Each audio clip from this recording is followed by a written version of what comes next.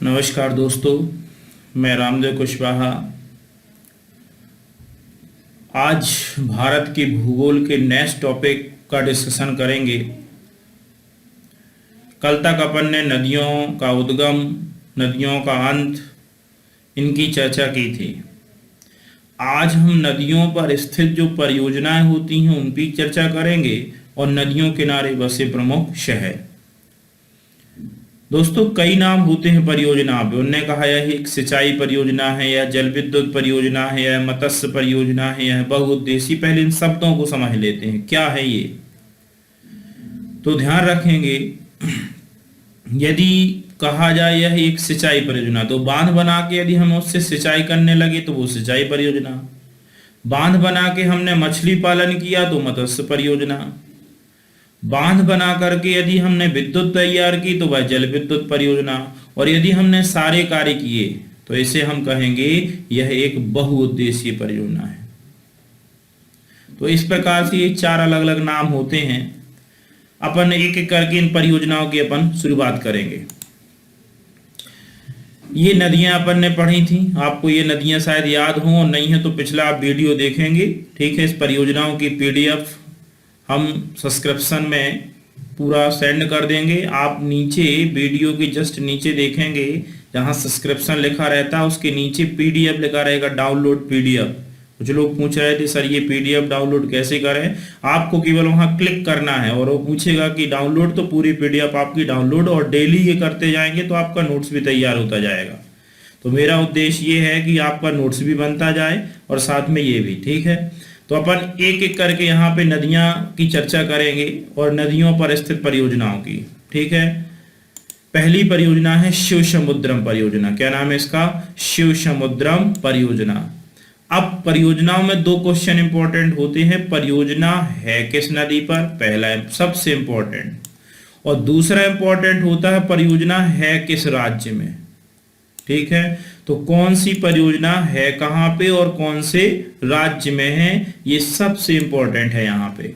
तो शिव समुद्रम परियोजना के बारे में देखें तो शिव समुद्रम परियोजना यह भारत की पहली जल विद्युत परियोजना है। इसका निर्माण हुआ था 1902 में।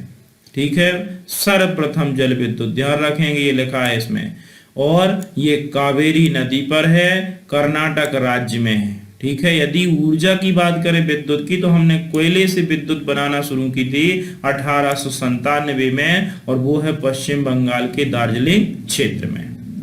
तो ये भारत की, ये है आपकी कौन सी नदी? कावेरी। कावेरी नदी को कल अपन ने डिस्क्रिप्शन में समझा था। ये कर्नाटक से यहाँ से निकलती थी, कर्नाटक, केरल, तमिलनाडु में बहते हुए और बंगाल की खाड़ी में गिर जाती थी। तो इसी नदी पर यहाँ कर्नाटक में है कौन सी परियोजना? शिव समुद्रम परियोजना।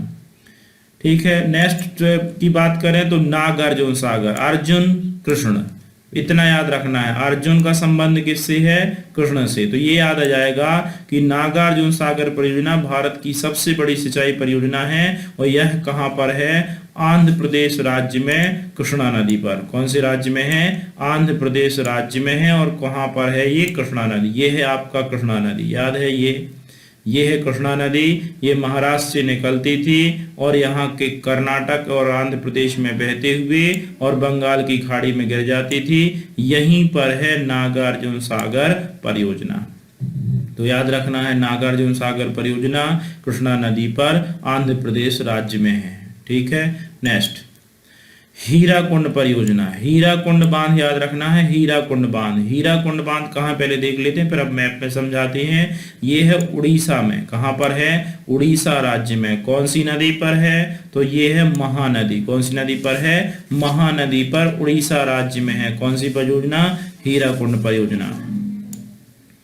ठीक है, अब इसके विशेषता क्या है? इसकी विशेषता यह है कि इसकी बांध की लंबाई है लगभग 4.8 किलोमीटर। यह भारत का सबसे लंबा बांध है। याद रखना है, हीराकुंड बांध भारत का सबसे लंबा बांध है। कहाँ है? अब देखें महानदी, ये है महानदी, छत्तीसगढ़ के सिहावा पहाड़ी से निकलती थी, छत्तीसगढ़ और उड़ीसा में बहते हुए बंगाल की खाड़ी में गिर जाती थी। यही उड़ीसा में है कौन सा? हीराकुंड बांध, जो कि भारत का सबसे लंबा बांध है। नेक्स्ट बात करें अगली परियोजना, तो नेक्स्ट है फरक्का बांध। कौन सा बांध है? फरक्का बांध परियोजना। फरक्का बांध कहाँ है? ये पश्चिम बंगाल राज्य में है, ठीक है, फरक्का नामक स्थान पर। और पूछा जाए कौन सी नदी पर है, तो याद हो आपको गंगा नदी। जिस स्थान से गंगा नदी बांग्लादेश में प्रवेश करती है, वहीं पर एक स्थान है फरक्का, और फरक्का नामक स्थान पर यह परियोजना बनने के कारण इसका नाम पड़ा फरक्का बांध परियोजना। ये थी गंगा नदी, ये है आपकी गंगा नदी, ठीक है, यहाँ से निकलती थी गंगोत्री से, और ये उत्तर प्रदेश बिहार में बहते हुए पश्चिम बंगाल से जहाँ ये बांग्लादेश में प्रवेश करती है, यहीं पे ये फरक्का नामक स्थान पे बांध बना हुआ है, फरक्का बांध परियोजना। नेक्स्ट उकाई परियोजना। तो ये दो परियोजना याद रखना है, उकाई और काकरा पार। दो परियोजनाएं हैं, कौन कौन सी? उकाई परियोजना और काकरा पार परियोजना। दोनों परियोजनाएं कहाँ हैं? गुजरात राज्य में है। कौन सी नदी पर है? तो ताप्ती नदी। याद करो ताप्ती नदी कहाँ थी, देखें मैप में, ये है ताप्ती नदी। ये निकलती थी बैतूल जिले के मुल्ताई से, और ये यहाँ से महाराष्ट्र, महाराष्ट्र से गुजरात, और ये गिर जाती थी खंबात की खाड़ी पर। यहीं गुजरात में ये दो परियोजनाएं हैं, एक का नाम है उकाई परियोजना और दूसरे का नाम है काकरा पार परियोजना। नेक्स्ट माता टीला परियोजना। माता टीला परियोजना है मध्य प्रदेश और उत्तर प्रदेश के सहयोग से बनाई गई है, और ये है उत्तर प्रदेश के ललितपुर में। कहाँ है ये? उत्तर प्रदेश के ललितपुर में है। और कौन सी नदी पर है? याद करें, इसके लिए हमने नदी बताई थी बेतवा नदी। कौन सी नदी है? बेतवा नदी। तो याद रखना है ये बेतवा नदी पर है, ठीक है, बेतवा नदी पर है। और माता टीला का नाम बदल के कर दिया गया है रानी लक्ष्मीबाई परियोजना। बेतवा नदी पे एक और परियोजना भी इसी में थी, एक तो माता टीला परियोजना और दूसरी थी राजघाट परियोजना। कौन सी थी? राजघाट परियोजना। तो राजघाट भी याद रखना। देखें कहाँ है बेतवा नदी, ये मध्य प्रदेश, यहाँ से निकलती थी मध्य प्रदेश के रायसेन जिले के कुमरा गांव से, और ये देखे यहाँ से उत्तर प्रदेश चली जाती थी और उत्तर प्रदेश के चिल्ला नामक स्थान पर यमुना नदी में मिल जाती थी। तो यहाँ पर ये उत्तर प्रदेश का इलाका है ललितपुर, यहीं पर है कौन सी परियोजना? माता टीला। और इसी पे एक परियोजना और है जिसका नाम है राजघाट परियोजना। नेक्स्ट चंबल। चंबल नदी पर अपन ने बात की थी, 3 परियोजनाएं हैं, और ये दोनों संयुक्त हैं। संयुक्त मतलब 2 राज्यों के सहयोग से बनी हैं, और वो 2 राज्य हैं कौन कौन से? मध्य प्रदेश और राजस्थान। कौन कौन सी हैं ये तीनों परियोजना? जब मैंने नदियां पढ़ाई थी तो नदियों को पढ़ाते समय मैंने इन पे आपको चर्चा की थी, आपको याद हो तो तीनों के बांधों के नाम भी बताए थे, ठीक है। देखें कौन कौन सी हैं ये। एक है राणा सागर, दूसरा है गांधी सागर, और तीसरा है जवाहर सागर। स्थान याद रखना है, राणा सागर परियोजना है राजस्थान के चित्तौड़गढ़ में, गांधी सागर परियोजना है मध्य प्रदेश के मंदसौर में, और जवाहर सागर परियोजना है राजस्थान के कोटा में। कहाँ है? राजस्थान के कोटा में है कौन सी? जवाहर सागर, ठीक है। देखें कहाँ है, इसमें नदी कहाँ पर दिख रही है? ये नदी दिख रही होगी आपको, ये नदी निकलती थी मध्य प्रदेश के महू की जानापा पहाड़, ये जाती थी कहाँ? राजस्थान, और राजस्थान में बहने के बाद यमुना नदी में मिल जाती थी। नेक्स्ट परियोजना की बात करते हैं बाण सागर। बाण सागर परियोजना कहाँ पर थी? तो ये थी सोन नदी पर, मध्य प्रदेश उत्तर प्रदेश के सहयोग से बनी है, ठीक है। रीवा में नहीं है ये परियोजना, ये है शहडोल जिले के देवलोद में। बाण सागर परियोजना कहाँ है? ये गलत लिख गया है, ये है शहडोल जिले के देवलोद। ये देखें आप सोन नदी, ये नदी सोन नदी निकलती थी यहाँ से, नर्मदा जहाँ से निकलती वहीं से सोन नदी ये उत्तर प्रदेश चली जाती थी और उत्तर प्रदेश के बाद बिहार जाती थी और बिहार में फिर गंगा नदी में मिल जाती थी। तो इसी सोन नदी पर शहडोल जिले के देवलोद में ये परियोजना बनी है। कौन सी? बाणसागर परियोजना। नेक्स्ट परियोजना की बात करें तो टेहरी बांध परियोजना, ध्यान रखेंगे बहुत इंपॉर्टेंट है। यह एक जल विद्युत परियोजना है, विद्युत बनाई जाती है, भागीरथी और भिलंगाना नदियों के संगम पर है, उत्तराखंड में है। आज याद करो भागीरथी कहाँ थी, अब मैप में तो भागीरथी बनी नहीं है। गंगा का सबसे जब उद्गम होता है तो प्रारंभिक नाम है क्या? भागीरथी, यानी गंगा नदी का प्रारंभिक नाम बताया था अपन ने भागीरथी। टेहरी बांध की विशेषता ये है कि टेहरी बांध की ऊंचाई है 260 मीटर। कितनी है?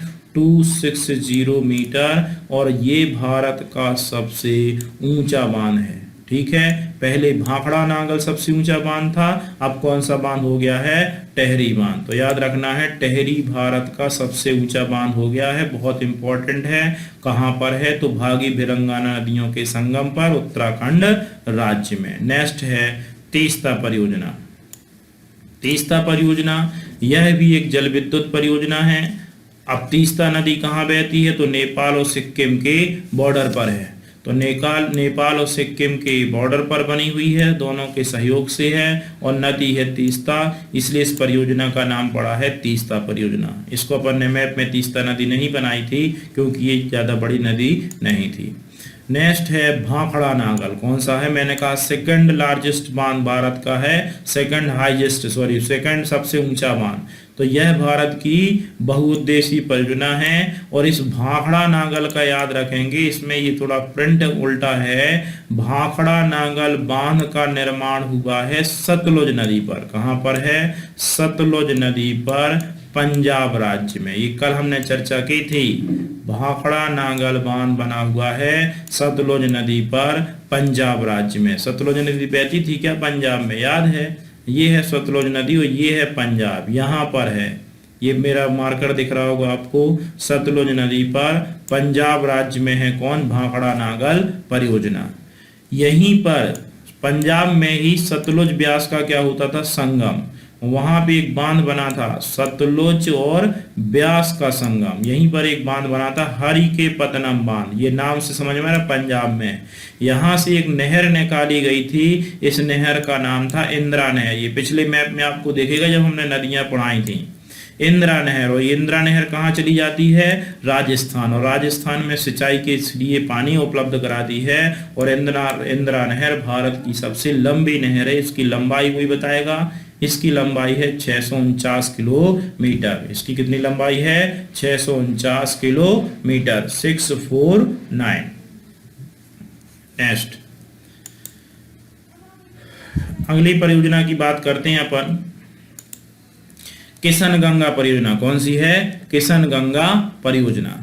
ये किशन गंगा याद रखना है, किशन गंगा परियोजना है जम्मू कश्मीर में। कहां पर है? जम्मू कश्मीर में। कौन सी नदी पर? झेलम नदी पर। ठीक है, और झेलम की सहायक नदी है किशन गंगा पर ही है। तो किशन गंगा नदी के नाम पर है, किशन गंगा नदी पर। अब किशन गंगा कौन है? झेलम की सहायक है। कौन से राज्य में है? तो राज्य याद रखना है, कौन सा है? जम्मू कश्मीर। नेक्स्ट है तुलबुल। एक चुलबुल नाम सुना होगा, चुलबुल पांडे। ये है तुलबुल। क्या है ये? तुलबुल परियोजना। कौन सी नदी पर है? झेलम नदी पर है। और कौन से राज्य में है? जम्मू कश्मीर। उत्तर भारत में अपन ने ये 5 नदियां पढ़ी थी। सबसे ऊपर थी ये सिंधु, इसके नीचे थी ये झेलम, इसके जस्ट नीचे थी ये चिनाब, इसके नीचे थी रावी, इसके नीचे थी ब्यास, और इसके नीचे थी सतलुज। तो ये 5 नदियां अपन ने परसों के जो लेक्चर हुआ था इसके पहले वाला, उसमें हमने ये 5 नदियों के बारे में बहुत डिटेल से समझाया था। नेक्स्ट इंपॉर्टेंट है दुलहस्ती परियोजना। दुलहस्ती परियोजना एक देश का सहयोग लिया है, क्योंकि ये पाकिस्तान इस पे विरोध कर रहा था। तो चिनाब नदी पर है और जम्मू कश्मीर राज्य में स्थापित की गई है। विरोध करने के कारण हमने एक डॉन का सहयोग लिया, और वो डॉन है कौन? फ्रांस। ठीक है। तो फ्रांस देश के सहयोग से जम्मू कश्मीर में है। इसका एक नाम और है, जम्मू कश्मीर में बगलिहार परियोजना। तो दोनों चिनाब नदी पर है, दुलहस्ती परियोजना भी है और बगलिहार परियोजना भी है। इतनी इंपॉर्टेंट परियोजनाएं आपको देखना है। और भी हैं कुछ छोटी छोटी, जैसे मध्य प्रदेश के हमने परियोजना नर्मदा नदी पर भी 5 परियोजनाएं हैं, ठीक है। बरगी बांध परियोजना, गांधी सागर परियोजना, इंदिरा सागर परियोजना, महेश्वरम, कालेश्वर। तो ये अपन चर्चा करेंगे जब भारत एमपी पढ़ाएंगे, तो एमपी में मध्य प्रदेश की सारी परियोजनाओं का हम डिटेल से चर्चा करेंगे। अब अपन यहाँ पे नेक्स्ट बात करेंगे नदियों की, ठीक है। अब आपको भी थोड़ा ध्यान करते जाना है कि ये स्थान ये बताए गए थे, तो कौन सा शहर किस नदी के किनारे होना चाहिए, कहाँ लगभग बताया गया था। चले बताएं, बद्रीनाथ, अलकनंदा नदी। बद्रीनाथ कौन से किनारे है, अलकनंदा नदी। इलाहाबाद, प्रयागराज जिसे कहेंगे, ये है गंगा यमुना के संगम पर। कोई और भी नदी थी क्या यहाँ पे, अपन ने देखा था यहाँ एक नदी का और भी संगम होता है, वो है सरस्वती। कौन सी नदी थी, सरस्वती, ठीक है। तो सरस्वती, 3 नदियों का संगम यहाँ पे था। नेक्स्ट, दिल्ली यमुना नदी किनारे, हरिद्वार गंगा नदी के किनारे, कानपुर गंगा नदी के किनारे, पटना गंगा नदी के किनारे, श्रीनगर झेलम। किसने बसाया था श्रीनगर, अशोक, सम्राट अशोक ने बसाया था श्रीनगर। किस नदी किनारे है, झेलम नदी। और पटना किसने बसाया था, पाटलिपुत्र बोलते थे, पटना बिहार, ये बसाया था उदयन ने। किसने बसाया था, उदयन। किस वंश का राजा था उदयन, हर्यक वंश। कौन सी वंश का राजा था, हर्यक वंश। तो अपन हिस्ट्री में चर्चा करेंगे इनकी सारी चीजों की, ठीक है। नेक्स्ट, सूरत, ताप्ती नदी किनारे, गुजरात में है सूरत, ताप्ती नदी किनारे। अयोध्या यूपी में है, अयोध्या सरयू नदी के किनारे। अयोध्या कहाँ है, सरयू नदी, कई बार पूछा गया है अयोध्या। कलकत्ता, हुगली नदी। कलकत्ता कहाँ है, पश्चिम बंगाल में, और कौन सी नदी किनारे है, तो हुगली नदी के किनारे है। लखनऊ, लखनऊ पूछा जाता है, लखनऊ है गोमती नदी के किनारे। कहाँ है, गोमती नदी के किनारे। डिब्रूगढ़, डिब्रूगढ़ है असम में। असम में कौन सी नदी बह रही थी, ब्रह्मपुत्र, तो डिब्रूगढ़ है ब्रह्मपुत्र नदी किनारे। कोटा, कोटा राजस्थान में है, चंबल नदी के किनारे। उज्जैन, क्षिप्रा नदी के किनारे। उज्जैन में ही एक मंदिर है, कौन सा, महाकालेश्वर मंदिर, इसी नदी किनारे है, क्षिप्रा नदी के किनारे। जबलपुर नर्मदा नदी के किनारे। नासिक महाराष्ट्र में है, नासिक महाराष्ट्र में नासिक है, गोदावरी नदी किनारे। यहीं से उद्गम भी होता था किसका, गोदावरी नदी का। श्रीरंगपट्टनम कावेरी नदी के किनारे, मथुरा यमुना नदी के किनारे, ठीक है। तो इन नदियों किनारे बसे प्रमुख शहरों को भी याद रखना है। जाते जाते एक बात, मेहनत इतनी खामोशी से करो, मेहनत इतनी खामोशी से करो कि सफलता शोर मचा उठे। मतलब ये कि कभी स्वयं के साथ धोखा मत करो, ठीक है। यदि आप मेहनत करोगे सफलता मिलना श्योर है। जिस हिसाब से आप मेहनत करते हो, जितना परिश्रम करते हो, उसका फल मिलना 100% तय है। दुनिया की कोई ताकत आपके मेहनत को नहीं रोक सकती। इसलिए इस लॉकडाउन की वजह से कुछ प्रकृति भी हमारा परीक्षा ले रही है। हमें इस परीक्षा से डरना नहीं है, सामना करना है, ठीक है। घर में रहें, सुरक्षित रहें। इसका मतलब ये नहीं कि दिन भर दूसरी चीज़ों में लिप्त रहें। अपना टारगेट फिक्स रखें, रिवीजन करें। जिनके पास नोट्स हैं वो नोट्स पढ़ें, पुराने पेपर लगाएं, लेकिन अपनी सीढ़ियों को रोकना नहीं है। आएंगी, मजबूरी आती हैं। सफल आदमी वही होता है जो इन मजबूरियों से सामना करके और अपने सफलता को प्राप्त करता है। इसलिए मानता हूँ कि लॉकडाउन है, घर में है, तो कुछ लोग इतना मिसयूज कर रहे हैं समय का, और तो और वीडियो तक नहीं देख पाते हैं, ना उनके पास इतना टाइम है। तो इस रोज़मर्रा ज़िंदगी को थोड़ा बदलें, क्योंकि अभी 1 माह और लगभग ये चलेगा। मेरी सभी से, जितने छात्र छात्राएं, उनसे नम्र निवेदन है कि समय का बर्बाद मत करें। मानता हूँ हर व्यक्ति की परीक्षा होती है और ये आपकी भी परीक्षा है। आप इन चीज़ों का सदुपयोग करें।